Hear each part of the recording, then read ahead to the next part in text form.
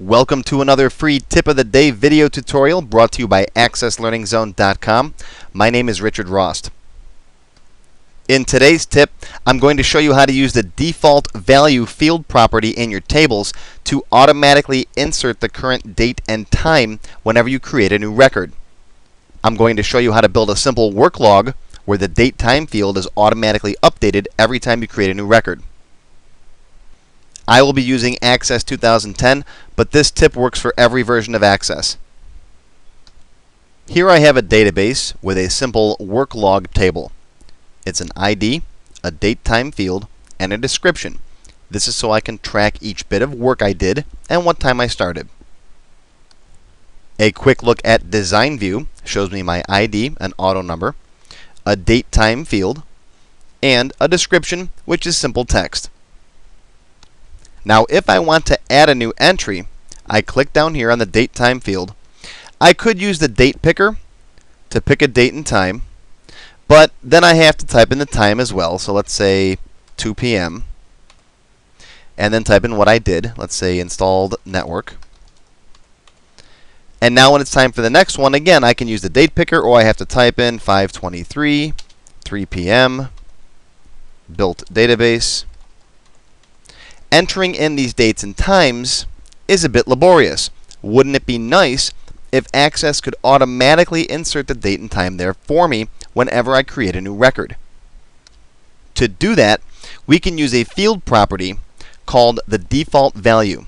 Let's go back into design mode. I'll click on the design button up here. Click on the date time field and notice all of the field properties down here. I've already put in a custom format to show the date and time the way that I want to see it.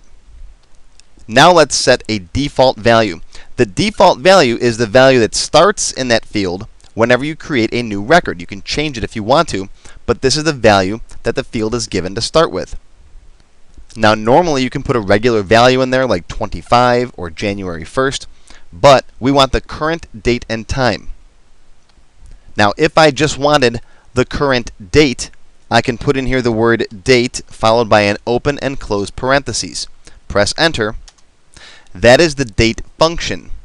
A function essentially returns some data to you, and the date function is Access's way of giving you the current date.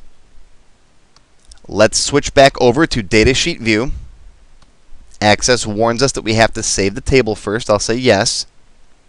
And now you can see down here for our new blank record, Access has already inserted the current date for us. Now, since the date function only returns the date, not the time, it puts the date at midnight. How do we insert the current date and time? Well, let's go back to Datasheet View again.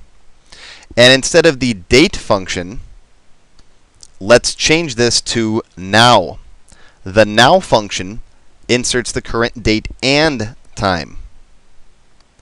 So save your table. I'll hit Control S for save, and then switch back over to Datasheet View.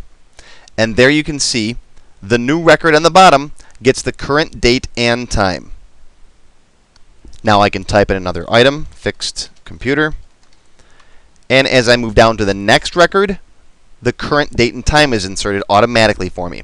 So that's one of the benefits of using the default value field property. If you enjoyed this video, I cover lots more topics just like it in my Access Beginner Level 3 video tutorial.